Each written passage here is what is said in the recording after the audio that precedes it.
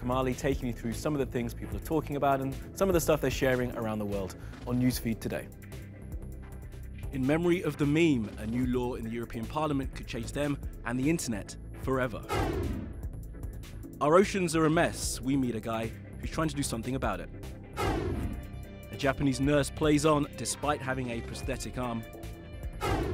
And today's Animals Doing Stuff will really speak to you.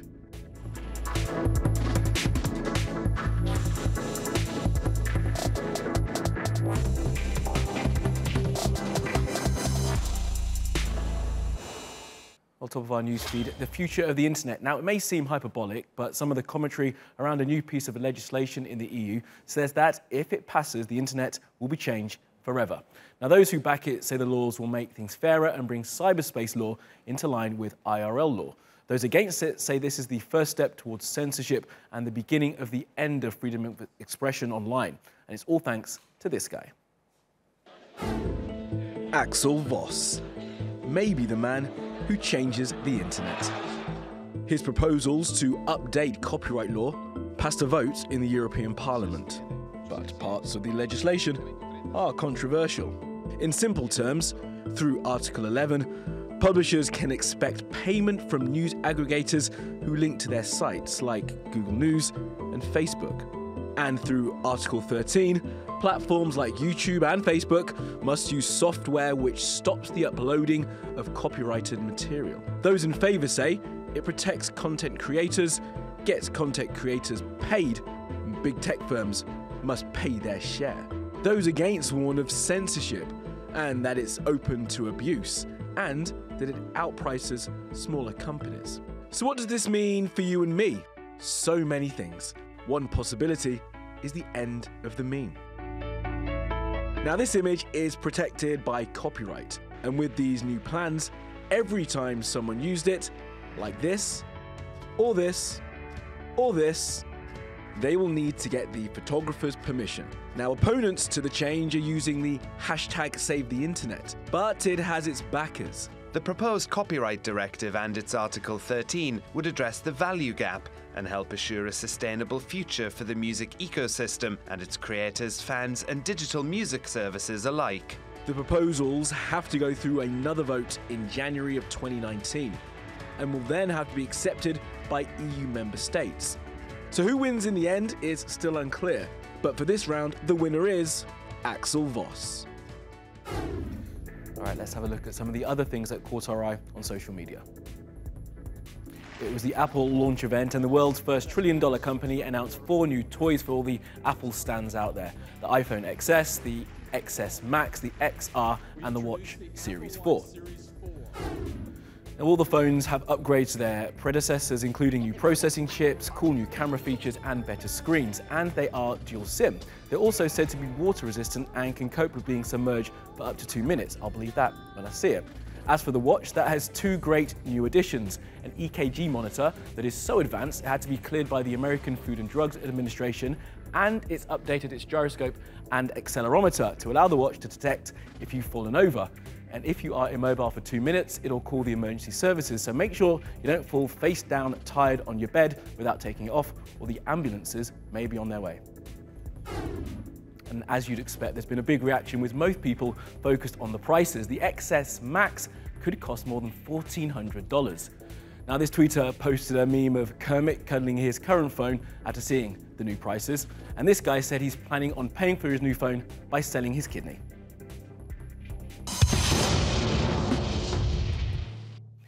Now, human beings have been dumping waste into water for millennia, but with the advent of plastics in the mid-19th century, some of that waste could be in the world's water forever. And we don't know what damage the man-made material will do to life on the planet, so a team of scientists are trying to do something about it. Setting sail from San Francisco, destination, the Great Pacific Garbage Patch, which, as the name suggests, is a giant pile of rubbish floating in the Pacific Ocean. The ship in front is towing a 600-metre floating device, which will eventually pick up more than 1 trillion pieces of floating plastic autonomously. What we're aiming to go for is basically within 5 years, with a fleet of 60 of those systems, we would hope to collect half of what is floating in the Great Pacific Garbage Patch, which is in our prediction, would be about 40,000 tons of plastic. This is the ocean cleanup, brainchild of 24-year-old Boyan Slat, who was just 18 when he first came up with the idea. So I've always been very passionate about technology and making things, I think literally all my life. I've been building things since I was 2 years old, things like tree houses and zip lines and computers, and followed by explosives and rockets. But then when I was 16, went scuba diving in Greece, saw more plastic bags than fish, and I just wondered, why can't we clean this up? The device floats on the water and it has this 3-metre sort of skirt attached. It works autonomously, so it's propelled both by oceanic currents, as you can see here, but also by the wind and the waves, and that way it moves faster than the plastic by utilising those. Now this giant U-shape captures the plastic, brings it all together, and it's then picked up by a ship and taken away for recycling. So that sounds simple, right? In actuality, not so much. We really started working on the idea about 5 years ago. Since then, we've tried 270 plus scale models, 6 at-sea prototypes, a lot of numerical modeling as well. So this is the first milestone of hopefully a much longer process. The device will be tested for a few weeks before being deployed to the garbage patch, where it will spend 5 years cleaning up. Because while we know plastic is bad, we don't know the long-term effects, like what happens when plastic is broken down so small it's absorbed by fish and then eventually by humans. Some have questioned whether marine life could be harmed by the device, but the ocean cleanup says it's thought of that. As the impenetrable skirt creates a downward flow, marine life can safely pass beneath it. Rather than pick up plastic, scientists are asking whether we could stop putting plastic in the ocean in the first place. A question to which governments, corporations, and us all as individuals have to answer. Now, there's been an increase in surveillance of the internet by the Chinese government. Some religious groups online have been banned from using social media. Joel explains.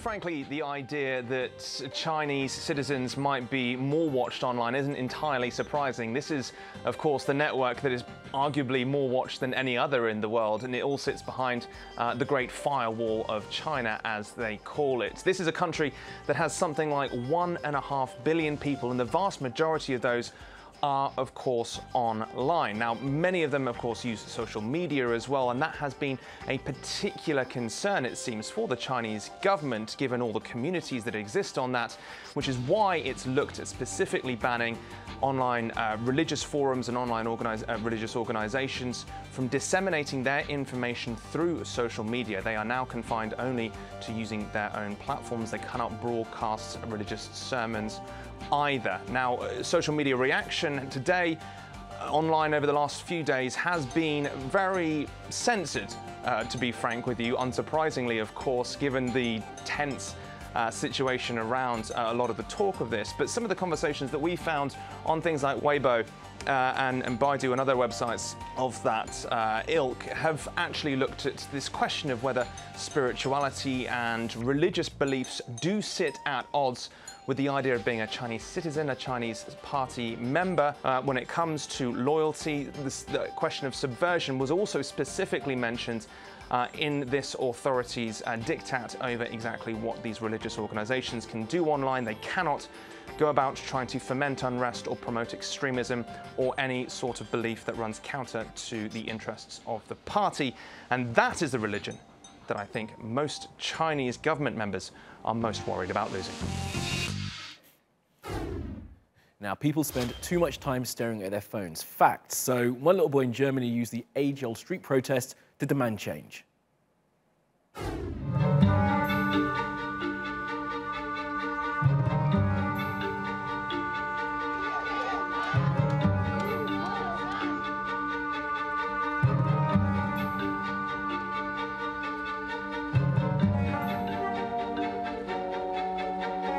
Wir sind hier. Wir sind laut, weil ihr nur auf die Handys schaut.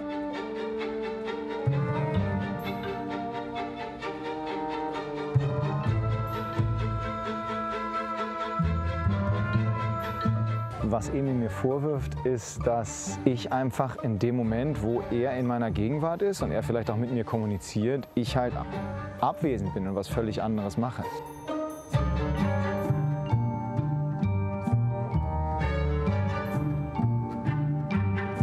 Ich wünsche mir, dass nach der Demo viele Leute darauf achten, dass sie nicht mehr so viel aufs Handy gucken.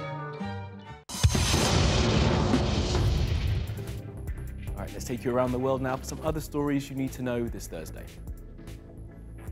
A man who is part of the Russian protest collective Pussy Riot is reportedly sick in hospital after being poisoned. He had appeared in court yesterday and apparently fell seriously ill shortly afterwards. He was one of the people who ran onto the pitch during the World Cup final. Pussy Riot protests human rights abuses in Russia. Morocco has just passed new laws designed to protect women, but they're already being criticised by rights groups for not being tough enough.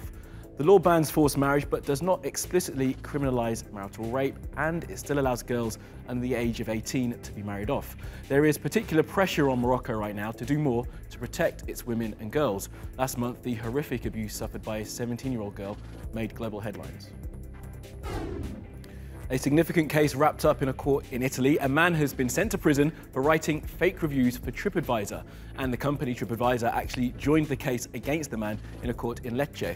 Now, this is the first time someone getting paid to write phony reviews has been jailed. The European Parliament is calling for international agreements to ban military-grade robots from battlefields. The issue has already gone through the UN, but they couldn't agree. Some countries, including the US, Israel and Russia, said they wanted to explore the benefits of autonomous weapons of war. I am finished with my book. My memoir called Becoming is coming out on November 13th, and I can't wait to share it with the world. And she will go on a stadium tour to promote it. As Miss Obama said, it's called Becoming, and apparently the First Lady wants to have intimate and honest conversations with her audience. How you do that in a stadium, I don't know.